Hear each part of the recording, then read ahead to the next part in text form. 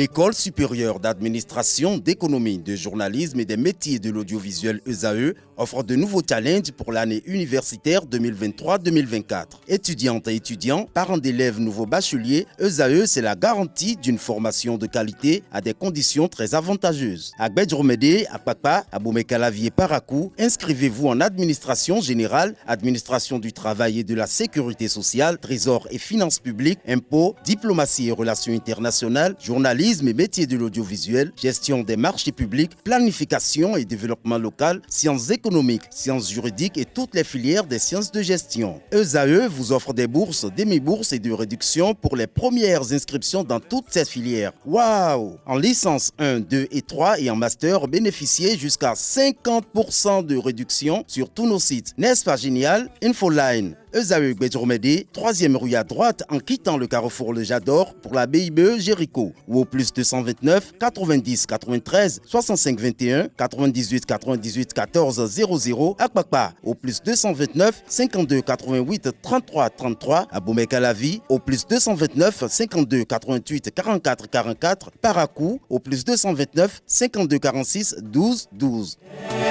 ESAE, l'excellence à un an.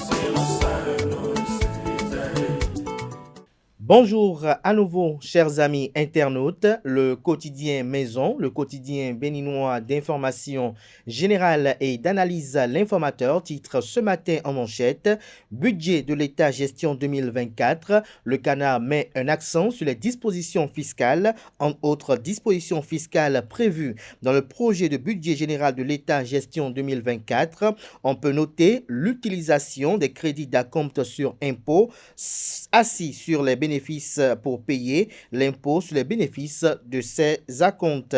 Des précisions sur le titre à la page 3 de la parution de ce matin du journal. Toujours à la une de l'Informateur de ce matin, Assemblée nationale, les échos du ballet des ministres et présidents d'institutions de la République à retrouver à la page 5. Toujours à la une de l'Informateur de ce matin, décentralisation, Luc Setondiatroko à Critel pour des partenariats. Des détails sur l'agenda du président de l'Association nationale des communes du Bénin et maire de la ville de Cotonou à la page 7.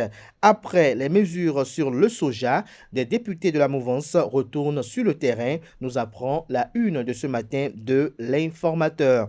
À l'oreille droite, on peut lire Journal École, nouveau siège du Parlement, le point d'exécution des travaux, une invite à découvrir dans les colonnes de sa parution les productions journalistiques des étudiants en formation sur les différents campus de l'ESAE, l'école supérieure d'administration, d'économie, de journalisme et des métiers de l'audiovisuel qui a ses campus à Cotonou, à Boumekalavi et Parakou. La Nation titre ce matin manchette « Examen de la loi de finances 2024 à l'Assemblée nationale, les priorités des ministères du numérique, de la décentralisation et des sports, les grands chantiers du médiateur de la République et de la Cour suprême vous sont exposés aux pages 3 et 4. » Toujours à la une de la Nation de ce matin, commune des 2 capés, la route vient, s'exclame le titre, des détails à la page 13. Fraternité ce matin manchette s'intéresse à l'étude en commission de la loi de finances gestion 2024. Le Canard déduit qu'il y a eu un passage réussi pour 3 ministres. Tout savoir sur les nouvelles mesures fiscales et douanières. En illustration, les photos des ministres suivants. Raphaël Akoteyon de la décentralisation et de la gouvernance locale. Benoît Dato des sports et Aurélie Adam Soulezoumarou du numérique. Toujours à la une de Fraternité de ce matin. Mise en œuvre des programmes d'action du gouvernement, assurance pour le renforcement du capital humain Arche Formation, révolutionne le secteur de l'artisanat au Bénin. Les preuves vous sont exposées à la page 5. Le matinal ce matin en manchette, dépôt sans consensus de la proposition de la loi d'amnistie au Parlement, des incohérences relevées. Le député Nicaise Fayon fustige la démarche. Des détails à la page 2. Toujours à la une de Le Matinal de ce matin, conseil municipal d'Abomey-Calavi, les nouveaux conseillers enfin installés. Matin libre à présent, soja, ombre autour du communiqué du gouvernement. Le dialogue pour dissiper les malentendus, estime Le Canard. Retrouvez l'article illustratif à la page 5.